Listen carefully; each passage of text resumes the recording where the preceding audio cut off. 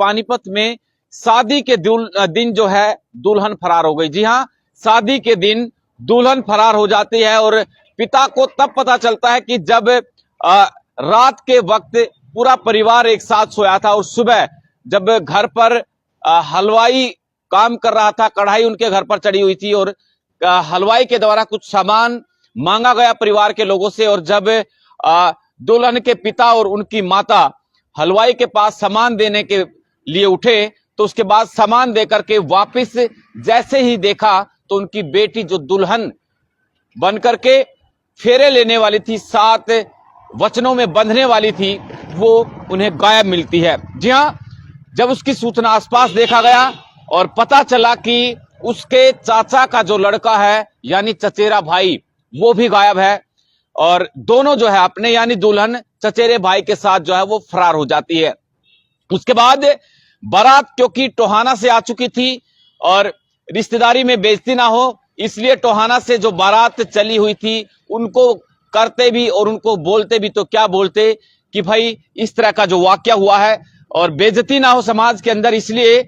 बारात जो है वो घर पर दुल्हन के पहुंच जाती है। पूरे मामले की जानकारी बारात के लोगों को, बारातियों को और दूल्हे के पिता और दूल्हे को बताई जाती है कि इस तरह से जो है दुल्हन फरार हो चुकी है और हालांकि हमारी इज्जत तो चली गई लेकिन आपकी जो है बेइज्जती नहीं होने देंगे, क्योंकि बारात खाली हाथ वापस ना लौटे। इसलिए जो शादी में उनके रिश्तेदार आए थे उसमें से देखा गया कि कौन दूल्हे के लायक जो है वो लड़की है और मनाया गया, रिश्तेदारों को बातचीत की गई और उसमें से एक लड़की जो है रिश्तेदारों की वो सेलेक्ट की जाती है। एक लड़की को राजी किया जाता है कि भाई कम से कम समाज के अंदर जो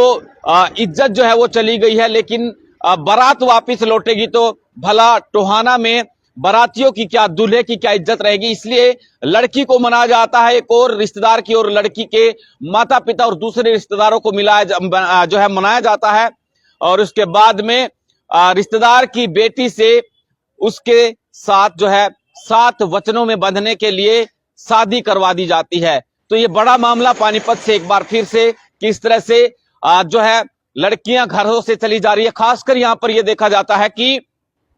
नाबालिग लड़कियां अक्सर हर थाने से तकरीबन 1 नहीं तो 2 और महीने में 5 से 10 मामले ऐसे आते हैं जिसमें से नाबालिग लड़कियां तो जाती ही जाती हैं। इसके अलावा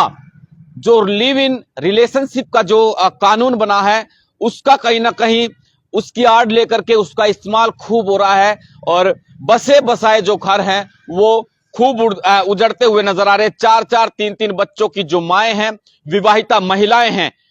वो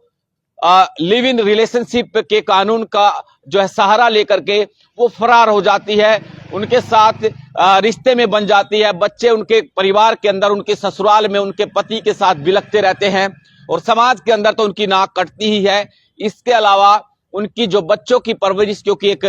माँ ही कर सकती है, दूसरी कोई भी अगर चाहे पिता दूसरी भी शादी क्यों ना कर ले लेकिन असल जो माँ जो परवरिश बच्चों की कर देगी वो कोई दूसरा नहीं कर सकता। तो आप तमाम लोगों को भी जागरूक होने की बेहद जरूरत है और आज के जो बच्चे हैं वो सिर्फ वही सेफ रह सकते हैं जो अपने बच्चों का जो माँ बाप ख्याल रखते होंगे। तो ये तमाम जानकारी आपको सिटी तहलका के माध्यम से हमने दिखाने का प्रयास जो है वो किया और आप तमाम लोगों से अपील करूंगा कि इस वीडियो को शेयर जरूर करें। बहुत बहुत शुक्रिया, नमस्कार। अब किसी भी प्रकार के दर्द से क्यों होना परेशान जब ऑर्थो चार्ज कैप्सूल हो आपके पास। सभी प्रकार के दर्द में आयुर्वेदिक पद्धति पर आधारित रामबाण इलाज कबीर औषधालय का ऑर्थो चार्ज ऑयल कैप्सूल और सिरप आपको देता है तुरंत आराम। अनेक प्रकार के दर्द जैसे sciatica, spondylitis, rheumatic pain, arthritis, lumbar pain, सभी दर्द को दूर करने का रामबाण इलाज 100% आयुर्वेदिक जड़ी बूटियों से बनाया गया ऑर्थो चार्ज कैप्सूल और ऑयल एक बार प्रयोग में अवश्य लाएं। अधिक जानकारी के लिए संपर्क करें। एड्रेस कबीर औषधालय, सेक्टर 14, सोनीपत, दिल्ली, NCR।